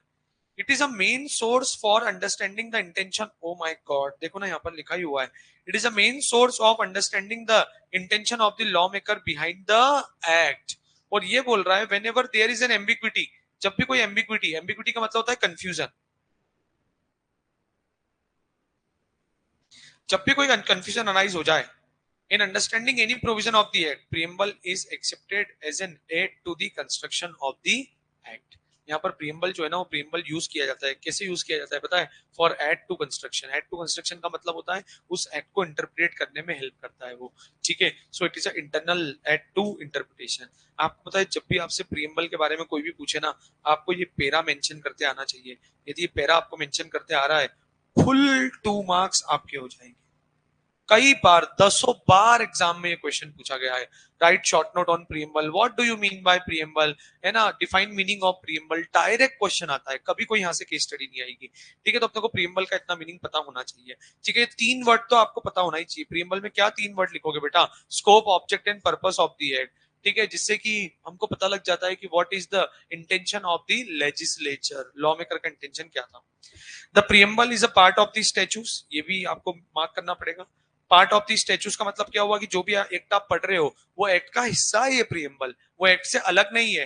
पर हाँ, एक चीज ध्यान रखना है बेटा, कि जो प्रीएम्बल है ना, ये प्रीएम्बल लॉ के जो गिवन क्लियर प्रोविजन है, क्लियर प्रोविजन देके रखे हुए, ये प्रीएम्बल जो है ना कभी भी उसको ओवरराइट नहीं करेगा। जैसे मान लीजिए कोई लॉ में क्लियर क्लियर प्रोविजन देके रखा हुआ है कि भाई company needs to appoint director, तो प्रीएम्बल में कोई भी यदि ऐसी बात लिखी हुई है जो कि ये रिप्रेजेंट कर रहा है कि डायरेक्टर को अपॉइंट करना कोई मैंडेटरी नहीं है, तो भाई साहब वहां पर प्रीएम्बल एप्लीकेबल नहीं होगा, वहां पर क्या एप्लीकेबल होगा? प्रोविजन। प्रीएम्बल ठीक है स्कोप, ऑब्जेक्ट और पर्पस को समझने तक के लिए ठीक है, बट क्या ये एक्ट के प्रोविजन को जो कि क्लियरली लिखे हुए उनको कभी भी ओवरराइड कर पाएगा क्या? नेवर एवर, कभी भी नहीं करेगा बेटा, ठीक है। ये बात ध्यान रखना है आपको। इन शॉर्टन तरीके से उसी बात को इन्होंने क्या किया है, रिपीट किया है। यहाँ पर कंपनीज एक्ट के प्रीएम्बल को भी मेंशन किया और नेगोशिएबल इंस्ट्रूमेंट एक्ट के प्रीएम्बल को भी मेंशन किया है, ठीक है। उसके बाद में ये जो प्रीएम्बल के नीचे, एग्जाम्पल के नीचे जो पैरा दिया हुआ है, इसको आप कटिंग कर दो, कटिंग। और एक बार थोड़ी शांति तरीके से, जैसे कि याद हो जाए उस तरीके से, एक बार ये प्रीएम्बल को पढ़ के देखो।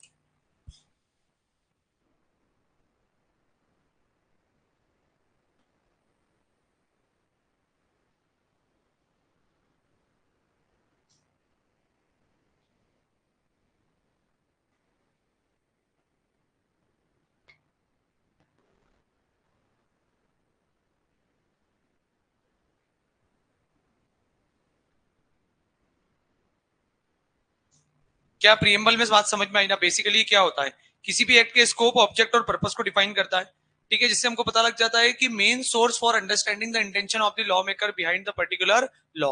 बट ऑलवेज रिमेंबर, भले ही प्रीएम्बल आपकी कितनी भी हेल्प करता हो, कितना भी सपोर्ट करता हो, जहां पर लॉ का यदि कोई मीनिंग क्लियर है और यदि प्रीएम्बल उसको कुछ कॉन्ट्राडिक्टरी कर रहा है, तो वहां पर प्रीएम्बल एप्लीकेबल नहीं होगा, वहां पर क्या एप्लीकेबल होगा? वो प्रोविजंस, जो कि किसके अंदर दिए हुए बेटा? लॉ के अंदर दिए हुए, ठीक है। नीचे ये दोनों एग्जांपल है, दोनों एग्जांपल से आपको समझ में आ गया होगा कि एक्चुअल में देखो ना, प्रीएम्बल, प्रीएम्बल क्या बोलता है नेगोशिएबल इंस्ट्रूमेंट का? आपका फेवरेट एक्ट हुआ करता था बेटा किसी जमाने में, to act to define and amend the law relating to promissory note, bills of exchange and cheque. हमको यहाँ से समझ में आ गया कि नेगोशिएबल एक्ट को पढ़ने के पीछे मेन पर्पस क्या है। ये हमको बताएगा कि प्रोमिसरी नोट क्या है, ये हमको बताएगा कि बिल्स ऑफ एक्सचेंज क्या है, और ये हमको बताएगा कि चेक क्या होता है, ठीक है। और सिमिलरली यहाँ पर कंपनीज एक्ट से रिलेटेड प्रीएम्बल भी हम लोगों ने यहाँ पर देख लिया था, ओके। डेफिनेशन, ओके, ध्यान से देखना,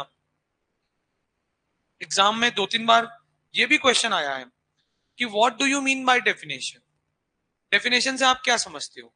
तो भाई साहब अपन ने यहां पर बताया कि जनरली किसी भी, अच्छा देखो डेफिनेशन थोड़ा सा एलिब्रेट कर देता हूं मैं कि व्हाट इज डेफिनेशन और आखिर में डेफिनेशन काम क्यों आती है और इसको यूज कैसे करना है। देखो सुनना ध्यान से,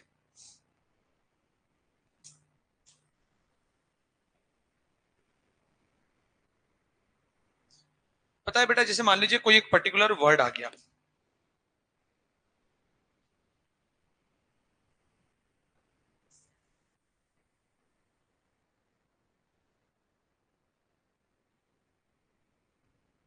जैसे तुम पढ़ रहे हो बेटा इनकम टैक्स, और इसमें ना एक वर्ड आ गया,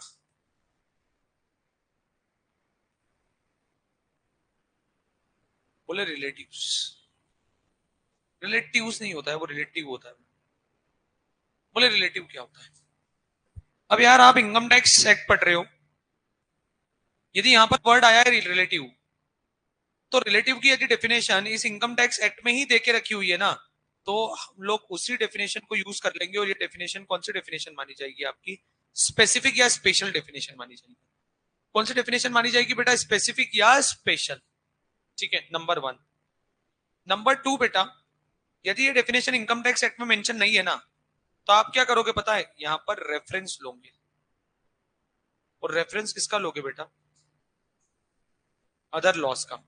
यदि किसी अदर लॉ में आपको ये डेफिनेशन मिल गई, तो बेटा आप क्या कर लोगे? इस डेफिनेशन को यूज कर लोगे। ठीक है, इसको ना टेक्निकल लैंग्वेज में बोला जाता है ऑति अल्त्रिम पात्रिम। क्या बोला जाता है? ऑति अल्त्रिम पात्रिम। ठीक है, क्या बोला जाता है? ऑति अल्त्रिम पात्रिम। ठीक है, आपको कोई लिखने की जरूरत नहीं है, कोई याद रखने की जरूरत नहीं है। ठीक है, तुम्हें कोई एडवोकेसी या कंपनी सेक्रेटरी वेक्रेटरीशिप का कोर्स नहीं करना है भाई। ठीक है, तीसरा होता है बेटा, यदि मान लीजिए तुमको ये इनकम टैक्स एक्ट पे रिलेटिव की डेफिनेशन देखनी थी, ना तो इनकम टैक्स एक्ट में लिखी हुई है, ना किसी दूसरे एक्ट में लिखी हुई है, तो आपको पता है जनरल क्लॉजेस एक्ट क्या बोलता है? बोले जिसका कोई नहीं। क्या बोलता है वो? जिसका कोई नहीं। जैसे जैसे नॉर्मल लेमन लैंग्वेज में बोला जाता है जिसका कोई नहीं उसका तो खुदा है यारो। वैसे जीसीए क्या बोलता है बताए? जिसका कोई नहीं उसका जनरल क्लॉजेस एक्ट है। बोले सुनो ना, बोले जब भी कोई चीज तुम्हें चाहिए होती है, तो सबसे पहले अपन लोग वो चीज को कहां पर ढूंढते हैं? अपने घर में। यदि घर में मिल जाए तो बहुत अच्छी बात है, नहीं मिलती तो हम लोग फिर किसके यहाँ जाते हैं? पड़ोसी के यहाँ। यदि अपने घर पे भी नहीं मिली, पड़ोसी के घर पे भी नहीं मिली, फिर हमें किसके पास जाना पड़ता है? दुकानदार के पास जाना पड़ता है। ठीक है, तो दुकानदार के पास तो वो चीज मिली जाएगी। ठीक है, तो सिमिलरली बेटा, यदि आप कोई पर्टिकुलर एक्ट पढ़ रहे हो, वो एक्ट में आपको कोई पर्टिकुलर वर्ड आ रहा है, तो उसकी डेफिनेशन को आप कहां पर आइडेंटिफाई करोगे? उसी स्पेशल एक्ट में। यदि वहां पर आपको उसकी डेफिनेशन मिल जाती है, कौन सी डेफिनेशन मानी जाएगी? स्पेसिफिक। यदि वहां पर नहीं मिली तो it is audi alteram partem, reference to other law. और यदि वहां पर भी नहीं मिलती है, तो फिर जिसका कोई नहीं, लास्ट में कौन आएगा बेटा? उसका जीसी है, यानी कि जनरल क्लॉजेस एक्ट। बोलो। और यहां पर भी यही बोल रहा है, बोले जनरली हर एक चैप्टर में सेक्शन नंबर 2 में डेफिनेशन होती है। यहाँ पर कहां पर डेफिनेशन है बेटा? सेक्शन नंबर 3 में। और जो जो मैंने आपको बातें बोली है ना, वो सारी बातें यहाँ पर मिलेगी। थोड़ा शांतिपूर्वक तरीके से जरा एक बार इस डेफिनेशन की डेफिनेशन को पढ़ के देखो कि यहाँ पर इन्होंने डेफिनेशन की डेफिनेशन में क्या बोला है। ये टाइम स्टार्ट्स नाउ।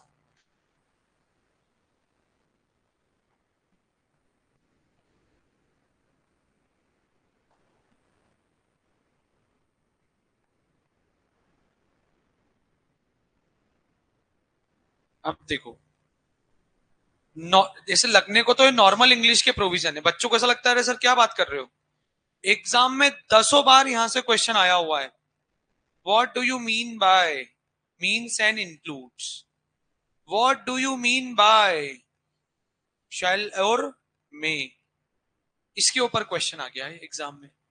अब बताओ, बच्चों को ऐसा बोला जाता है कि ये जनरल क्लॉजेस एक्ट जो है ना, वो बड़ा डिफिकल्ट है भाई, ये छोड़ के चले जाना। अब एग्जाम में इस तरीके के क्वेश्चन आते हैं। एक बात बताओ यार, ये तो बेटा वो बेसिक इंग्लिश की क्लास हो गई है, जहां पर आपको जब आप छोटे छोटे बच्चे थे तब आपको आपकी मैडम ने बताया था कि ये मे शेल क्या होता है, मीन्स इंक्लूड्स क्या होता है। अरे बताया था या नहीं बताया था? ठीक है, तो बेटा यदि अब कोई लॉ पढ़ाने वाला टीचर यदि ये बोल दे कि इसको छोड़ के चले जाना, ये बड़ा डिफिकल्ट है, तो क्या ये गलत है या सही है भाई? एब्सोल्युटली रॉन्ग है। और पता है एग्जाम में अभी जब आप स्कैनर सॉल्व करोगे ना, then you will able to realise कि ओ भाई ऐसे भी क्वेश्चन आते हैं क्या, हमने तो इसको स्किप, मतलब हम लोग इसको भी छोड़ के जाने की तैयारी कर रहे थे। वो आपसे पूछ लेंगे right short note on means and includes. यार कितना सिंपल है, देखो मैं आपको ऐसी बिना पढ़े बता देता हूँ। मीन्स का मतलब होता है एग्जॉस्टिव, मतलब जो लिखा हुआ है वही finally, you can not add और डिलीट एनीथिंग।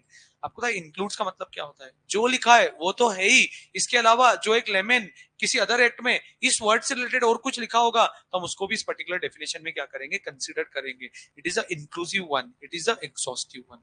खत्म हो गया। एक तो एग्जांपल देना है। कंपनी की डेफिनेशन यहाँ पर देके रखी है, कंपनी मीन्स। और देखो यहाँ पर डायरेक्टर मीन्स, ये दोनों मीन्स का हो गया बेटा। Includes डिपेंचर includes, body corporate includes, ये ऐसे एग्जांपल देने थे। लगे हाथ जरा मीन्स और इंक्लूड्स पे भी हाथ धो लो। ऐसे क्वेश्चन एग्जाम में आए हैं, ऐसे क्वेश्चन।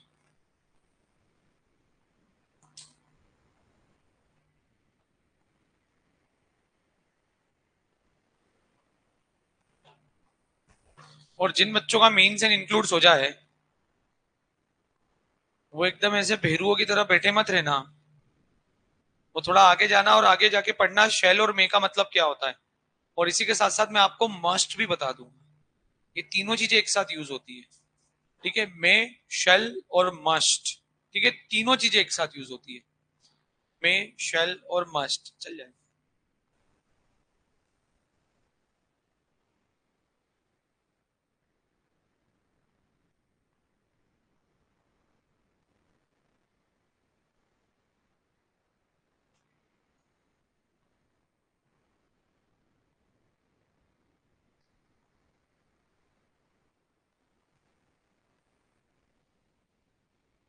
देखो, शैल का मतलब होता है मैंडेटरी और मे का मतलब होता है रिकमेंडेटरी, है ना, मतलब यहाँ पर ऑप्शन होता है, आप ऐसा कर भी सकते हो नहीं भी कर सकते हो।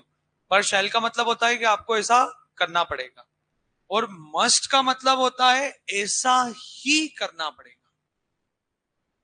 देखो, मे ऐसा कर भी सकते हो नहीं भी कर सकते हो, या कोई भी बोले यार तुम्हें ऐसा करना चाहिए।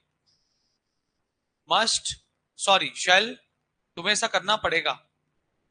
मस्ट, तुम्हें ऐसा ही करना पड़ेगा। ये तीन वर्ड्स के ये मीनिंग होते हैं। सर आप कोई एग्जांपल देके, कॉर्पोरेट एग्जांपल देके, लॉ वाला कोई एग्जांपल देके आप हमें बता सकते हो क्या? मैंने बोला ओके, आई कैन ट्राई। तुमने कंपनीज एक्ट 2013 में चैप्टर नंबर 8 पढ़ा है, उस चैप्टर नंबर 8 में सेक्शन नंबर 123 आता है जिसका नाम है declaration and payment of dividend. आपको पता है वहां पर इन्होंने ये बोला है कि कंपनी में डिक्लेयर डिविडेंड, डिविडेंड डिक्लेयर करना मैंडेटरी नहीं है। वहां पर उन्होंने ये बोला है कि कंपनी डिविडेंड डिक्लेयर कर सकती है। whenever company declares any dividend, then within 5 days from the date of declaration it shall be transferred into the separate bank account। मतलब आपको ये सेपरेट बैंक अकाउंट में क्या करना पड़ेगा, ट्रांसफर करना ही पड़ेगा। And payment, pay dividend within 30 days। If dividend is not paid within 30 days, then section number 127 must be applicable. कौन सा सेक्शन एप्लीकेबल हो जाएगा? 127। देखो ना, कंपनी में declare dividend shall transfer into the separate bank account within 5 days, must be paid within 30 days, otherwise section number 127 will be applicable। अरे बोलो ना, ये यूटिलाइजेशन होता है लॉ में इन तीन वर्ड का, मे, मस्ट और shall. Are you getting my point? ठीक है, प्रिलिमिनरी कट कर दो बेटा,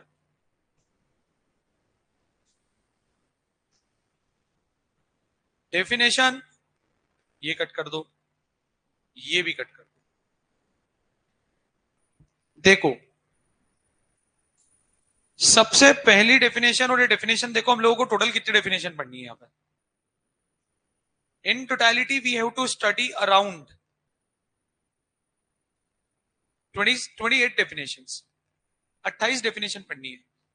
इन 28 डेफिनेशन में से 10 डेफिनेशन बड़ी इंपॉर्टेंट है, बाकी डेफिनेशन तो बस रीड करके आगे बढ़ने वाला काम है। बट 10 डेफिनेशन जो है वो बड़ी इंपॉर्टेंट है। सबसे पहली डेफिनेशन आती है बेटा हमारे पास एक्ट। बोले सर एक्ट का मतलब कौन सा? Companies act, negotiable instrument act, sale of goods act, partnership act. क्या ये एक्ट की बात हो रही है? क्या एलएलपी एक्ट की बात हो रही है? क्या नहीं मालिक, नहीं। यहां पर एक्ट का मतलब है कोई काम, कोई कार्य, कोई वर्क। और लॉ की लैंग्वेज में एक्ट को हिंदी में बोला जाता है कोई कृत्य। कभी तुमने ऐसा वर्ड सुना है, या कृत्य कर दिया? ठीक है, हाँ, कभी पेपर वेपर में या कभी इसे कोर्ट के जज को किसी पुरानी हिंदी मूवी में बोलते हुए सुना होगा बेटा। ठीक है, तो एक कृत्य, कृत्य मतलब क्या होता है बेटा? कोई काम होता है, कोई एक्ट होता है, कोई कार्य होता है, उसी को अपन लोग यहाँ पर क्या बोलते हैं? कोई कृत्य कर दिया। अब यार देखो यार, कोई काम जो होता है ना वो सही भी हो जाता है, और कोई काम जो है वो गलत भी हो जाता है। अरे यार, कोई एक्ट जो है ना वो लॉफुल भी हो जाता है, और कोई एक्ट जो है वो अनलॉफुल भी हो जाता है।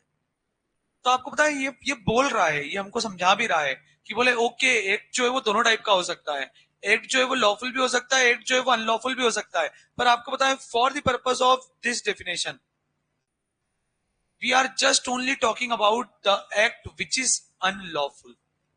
जो कि कौन सा एक्ट है बेटा? अनलॉफुल या इलीगल है। और पता है इसमें इसमें केवल और केवल एक सिंगल एक्ट नहीं आ रहा है, इसमें ना सीरीज ऑफ एक्ट को भी कंसिडर किया गया। इसको कंसिडर किया गया है बेटा सीरीज ऑफ एक्ट को भी। ठीक है, देखो ध्यान से सुनना, आपको सारी बातें ना बहुत बेहतरीन तरीके से आपको समझ में आएगी।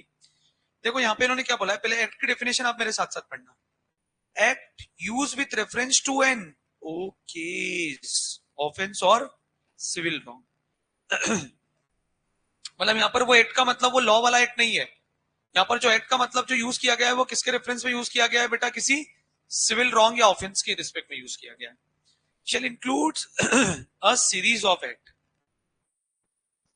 इसमें किसी सीरीज ऑफ एक्ट को भी इंक्लूड किया गया है। The word which refers to act done extended also to illegal omission. Oh my God! यदि कोई एक्ट है या सीरीज ऑफ एक्ट है उसमें आप इलीगल ओमिशन को भी, यदि आपसे कोई भूल चूक हो गई लेकिन वो भूल चूक की वजह से कोई इलीगल एक्टिविटी सामने आ गई तो उसको भी हम लोग यहाँ पर क्या कर लेंगे बताएं? ऑफेंसिव एक्ट या सिविल रॉन्ग कंसिडर कर लेंगे। बोलो sir what is series of act?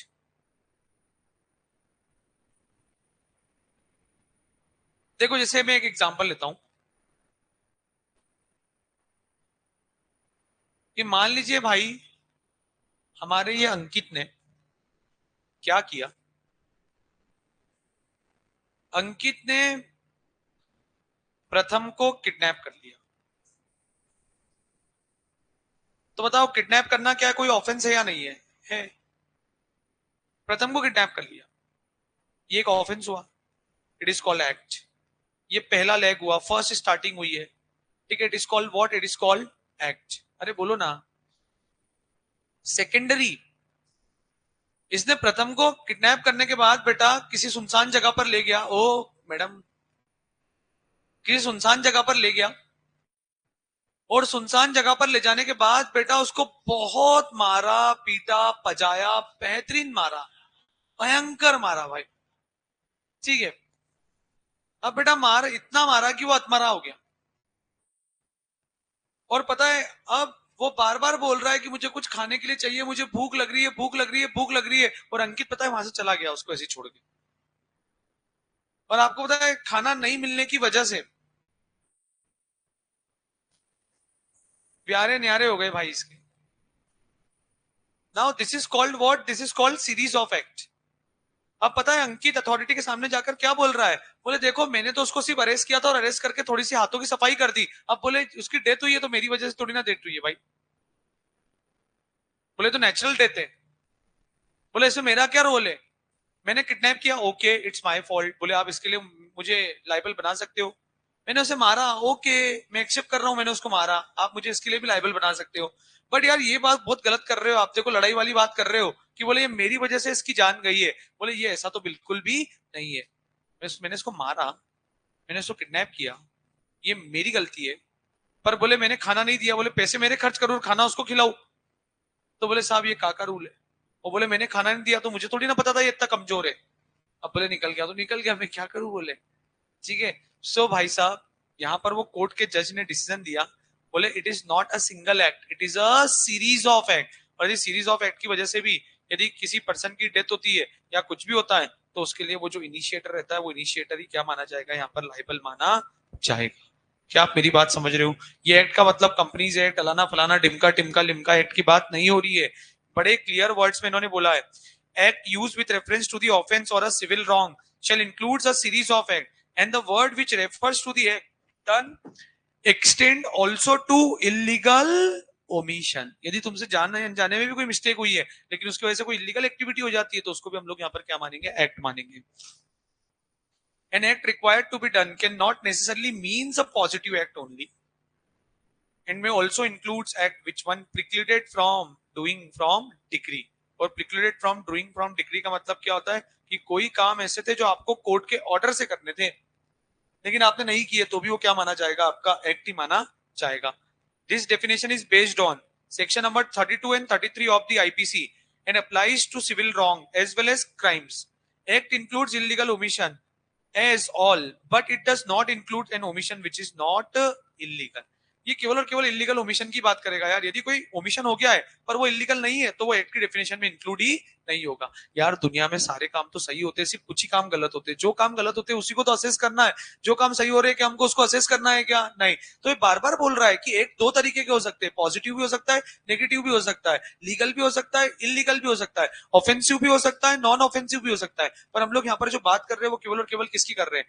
Negative, illegal और ऐसा जो कि ऑफेंस को अट्रैक्ट करता है. हम लोग उस एक्ट की बात कर रहे हैं. In the illustration of section number 36 of IPC, IPC के ही सेक्शन में इलिस्ट्रेशन दिया हुआ है. The act by which A causes Jades death. तो ए से अपन यहाँ पर अंकित ले लेंगे और जेड का मतलब हम लोग यहाँ पर क्या ले लेंगे? प्रथम. Consist of series of act, namely the blow given is beating him. ओ भाई साहब. Plus a series of illegal omission, namely wrongfully neglecting or refusing him to supply the food at the proper time. इसकी वजह से क्या हुआ भाई? तो क्या ये तो क्या ये सीरीज ऑफ एक्ट है या नहीं है? अरे बोलो हाँ या ना.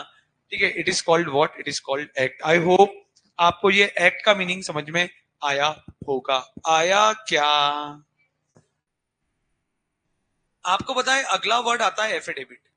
और डोंट वरी, ये एफिडेविट के साथ में दो और वर्ड पढ़ाऊंगा. इसके ऊपर लिख देता हूं affidavit along with two other words जाते जाते, बिकॉज यू हैव टेस्ट ना. आपका भी टेस्ट है ना. ठीक है. तो इस पर जाते जाते लिख देता हूं. इसके साथ दो और वर्ड पढ़ाऊंगा. एक तो पढ़ाऊंगा मैं ओथ,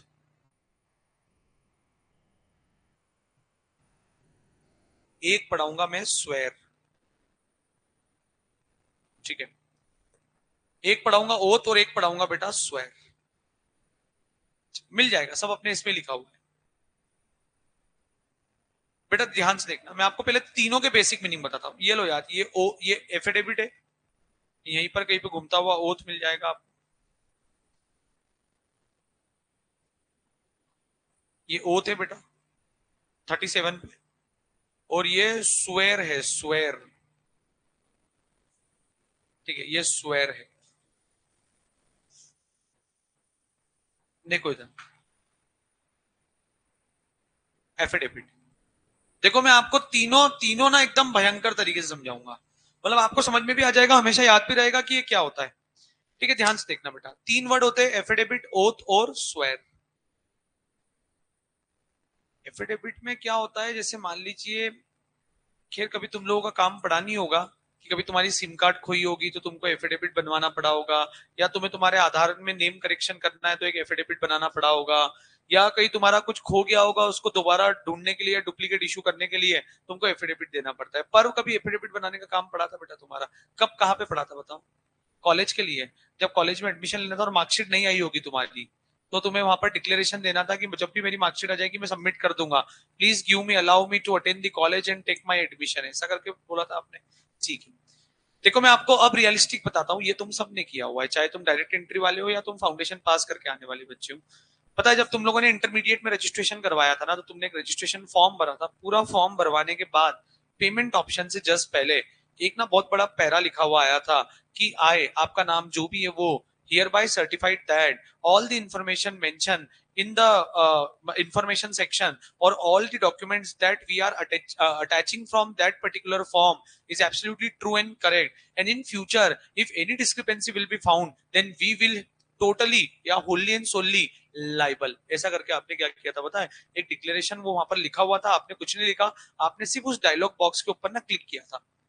और जैसे आपने डायलॉग बॉक्स के ऊपर क्लिक किया था आई अग्री, तो आई अग्री करके बेटा जब आप आगे बढ़े थे तो वैसे ही ना वो सर्कल घुमा और सर्कल घूम के अचानक से पेमेंट का ऑप्शन आपके सामने आ गया.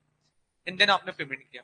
यू नो वो आपकी तरफ से डिक्लेरेशन था कि कल में यदि किसी भी तरीके से कोई भी फ्रॉडुलेंट इंफॉर्मेशन निकलती है तो फ्रॉडुलेंट इंफॉर्मेशन में रिस्पॉन्सिबल आप रहोगे, वहां पर सामने वाली अथॉरिटी की कोई भी रिस्पॉन्सिबिलिटी नहीं रहेगी. That is called affidavit. आपको पता है वहां पर आपने एफिडेविट जो है ना वो जनरली दे दिया था, नॉर्मली दे दिया था. But you know what, generally affidavit जो होता है ना वो स्टैम्प पेपर पे दिया जाता है, लीगल पेपर पे दिया जाता है. वो आपकी तरफ से ना आपकी एक अफर्मेशन एंड डिक्लेरेशन होती है इंस्टेड ऑफ स्वेरिंग. क्या होती है वो आपकी अफर्मेशन, वो आपकी तरफ से बेटा एक अफर्मेशन एंड कंफर्मेशन होती है इंस्टेड ऑफ स्वेरिंग। पता है क्या होता है यार, लोगों की ना एक जनरल हैबिट होती है बात बात पे कसम खाने की। मान लीजिए दो दोस्त बात कर रहे थे, बोले तुझे पता है ऐसा हुआ था, और वो दूसरा दोस्त पहले दोस्त को बोलता है, बोले हाँ हाँ सच में ऐसा हुआ था, तो वो पहला दोस्त दूसरे दोस्त को बोलता है, बोले क्या बात कर रहा है तू, झूठ तो नहीं बोल रहा है, बोले देख दोस्त तेरी मैं झूठ बोलूं तो तेरी कसम तू मर जाए। तो उसने क्या करा, इंस्टेड स्वेरिंग करी, इंस्टेड कसम खाई। तो लॉ ना ऐसी स्वेरिंग को कंसिडर नहीं करता। ये जो हम बात बात पे दोस्त की कसम, इसकी कसम, उसकी कसम, मम्मी कसम, पापा कसम, है ना, बच्चा कसम, टीचर कसम जो खाते हैं बेटा, ये कभी ना किसी भी तरीके से ये लॉ इसको कंसिडर नहीं करता है। ठीक है, कभी भी लॉ इसको कंसिडर नहीं करता है। ठीक है, हमेशा एक चीज ध्यान रखना, इवन जब मैं आपको स्वेरिंग की डेफिनेशन पढ़ाऊंगा ना, तो स्वेरिंग की डेफिनेशन में भी ये लिखा हुआ है कि swearing is an affirmation and confirmation instead of swearing. तो वो इंस्टेड ऑफ स्वेरिंग का मतलब कौन सा हुआ, ये अपनी देसी स्वेरिंग जो हम हर बात बात पे खाते रहते हैं। जैसे दो दोस्त पापा से बात कर रहे हैं, बोले अरे वहां पे इतना जबरदस्त मजा आया था, बोले मेरे पैसे भी नहीं लगे, बोले जा यार तू झूठ बोल रहा है, अरे बोले क्या झूठ बोल रहा है, यदि मैं झूठ बोलूं तो तू मर जाए तेरी कसम। ठीक है, तो this is called what, this is called अपनी देसी स्वेरिंग। तो ये देसी स्वेरिंग भी कभी भी लॉ में कंसिडर्ड नहीं होती है। ठीक है, हाँ जनरली बात बात पे माँ कसम चलती है भाई, माँ कसम, माँ कसम, माँ कसम, अरे कुछ नहीं, ये लॉ कंसिडर नहीं करता है इस माँ कसम को। ठीक है, वो बोलता है ऐसी कसम होनी चाहिए जिससे कुछ अफर्मेशन और कंफर्मेशन हो इंस्टेड ऑफ स्वेरिंग। ठीक है, तो लॉस को कंसिडर करता है। तो आपको पता है यहाँ पर इन्होंने बोला है एफिडेविट में आना चाहिए आपका अफर्मिंग एंड डिक्लेरेशन। अफर्मिंग का मतलब होता है कंफर्मेशन, और डिक्लेरेशन का मतलब होता है आप जो बोल रहे हो उसके लिए आपके जो स्टेटमेंट है वो एकदम करेक्ट है। तो देखो एग्जाम में डेफिनेशन भी आ चुकी है, और इस डेफिनेशन को हमको आंसर करते भी आना चाहिए। क्या बोलता है पता है, affidavit shall includes affirming and declaring in the case of person by law allowed to affirming or declared instead of swearing। तो ये जो अपन जनरल स्वेरिंग करते हैं ये कभी भी आपका एफिडेविट नहीं माना जाएगा। यहाँ पर क्या चाहिए हमको, अफर्म एंड डिक्लेयर। अफर्म का मतलब होता है कंफर्म, और डिक्लेयर का मतलब होता है किसी चीज को सर्टिफाइड करना या स्टेटमेंट मैनर में देना, उसको अपन लोग क्या बोलते हैं यहाँ पर, डिक्लेरेशन। तो देखो यहाँ पे इन्होंने क्या बोला है, there are two important points derived from the above definition. पहला affirming and declaration in case of person allowing affirming and declaring instead of swearing. और आगे इन्होंने बोला है the above definition is inclusive one in the nature. It बेटा आराम से, it stated that affidavit shall includes affirming and declaration, and this definition does not define affidavit. Oh, however we can understand this term in general parlance. Affidavit is the written consent confirmed by oath or affirming for use as evidence in the court or before any authority। तो किसी भी authority के सामने या किसी के भी सामने इसको जब एविडेंस के तौर पे यूज किया जाता है तो इसको अपन लोग यहाँ पर क्या बोलते हैं, एफिडेविट बोलते हैं। Are you getting my point? क्या ये वर्ड ध्यान रहेगा, इसमें दो ही चीज बड़ी इंपॉर्टेंट है, क्या पता है आपको, affirming and declaration instead of swearing. Oath 37 337। और देखो ओथ की डेफिनेशन भी इन्होंने क्या दी, देखो मैं आपको ओथ का एकदम रियल एग्जांपल बताता हूँ। जब भी आप लोग कोर्ट में जाते हो और कोर्ट के सामने आपको कटघरे में खड़ा किया जाता है और खड़ा करवा के आपको बोला जाता है कि आप इस मतलब जो भी आप जिस भी कम्युनिटी से बिलोंग करते हो कि आप भागवत गीता पर हाथ रख कर बोल दो, या कुरान पर हाथ रख कर बोल दो, या बाइबल पे हाथ रख के बोल दो, या जिस भी कम्युनिटी से आप बिलोंग करते हो ना उसकी जो एंशियंट बुक होती है उस एंशियंट बुक की आपको कसम दिलाई जाती है। अरे बोलो। ठीक है, तो वहां पर बहुत सारे लोग ऐसे बोलते हैं कि मैं भागवत गीता पर हाथ रख कर ये करता हूँ, वो करता हूँ, वो ऐसा बोल देते हैं वहां पर। ठीक है, फिर बेटा अपन लोगों ने कई सारे पॉलिटिशियंस को देखा होगा, जब भी वो अपने पोस्ट को लेते तो पोस्ट को लेने से पहले, उस पोस्ट का प्रभार लेने से पहले, ठीक है, वो लोग क्या करते हैं बताए, ओथ सेरेमनी होती है।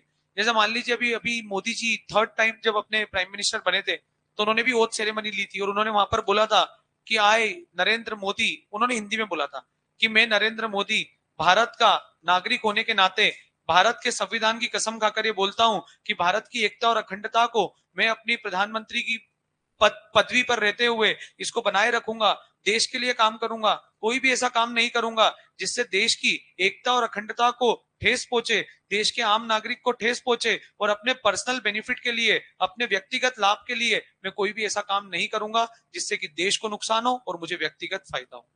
फिर इस सेम चीज को उन्होंने क्या किया था, इंग्लिश में भी बोला था। ठीक है, तो this is called what, this is called oath. इसको क्या बोला जाता है, ओथ बोला जाता है। ठीक है, तो ये ओथ लॉ में कंसिडर्ड होती है। बट यार यदि आप बोल रहे हो ओथ लेने की जगह पर बोल रहे हो भाई तेरी कसम, कसम से बोल रहा हूं, यदि मैं झूठ बोल रहा हूं तो ये इट इज नॉट ओथ। ठीक है भाई, तो यहाँ पर इन्होंने यही बोला है, ओथ शैल क्या होता है बेटा यहाँ पर, affirming and confirmation in case of a person by law allowed to affirming or declare instead of swearing. And last में देखो ना, यहाँ पर इन्होंने किसकी डेफिनेशन दी बेटा, स्वेर की. तो स्वेर का भी लॉफुल स्वेर का मतलब कर रहा है. लॉफुल स्वेर क्या होता है, जहां पर कोई अफर्मेशन और कंफर्मेशन आए. ये जो बात बात पे कसम खाने वाली स्वेर होती है, ये स्वेर को लॉ कभी भी कंसिडर्ड नहीं करता है. Swear with its grammatical variation and cognate sense. तो इसका मतलब क्या हुआ है, तीनों का मीनिंग ना म्यूटेटिस म्यूटेंडिस सेम ही होता है. ठीक है, but including affirming and declaring in case of person of law allowed to affirm and declaring instead of swearing. तो कई बार लोगों को ऐसा लगता है कि ओ भाई साहब स्वेयर की डेफिनेशन पढ़ रहे हो और ये बोल रहा है इंस्टेड ऑफ स्वेरिंग, बोले लॉ मेकर पागल हो गया है क्या? अरे नहीं, आपको इंटरप्रेट नहीं करते आ रहा है, आप पागल हो गए हो. यहाँ पर स्वेरिंग का मतलब ये वो वाली जो अपन लोग हर बात बात पे जो जनरल कसम वादे करते हैं, ठीक है, तो ये वो जनरल कसमें वादों की बात नहीं करना है. ठीक है, बोले बस एक बार तुम हाँ कर दो, मैं तुम्हारे लिए चांद तारे तोड़कर ला दूंगा, तो बेटा ये वाली कसमों की वादों की बात यहाँ पर नहीं होती है. यहाँ पर जो स्वेरिंग होती है वो स्वेरिंग ना लॉफुल स्वेरिंग होती है. Are you getting my point? Clear है क्या? ये 3 वर्ड की डेफिनेशन आज हो गई. बाकी की डेफिनेशन को हम लोग आगे पढ़ेंगे नेक्स्ट लेक्चर में. तब तक के लिए thank you so much, take care and work hard, bye bye.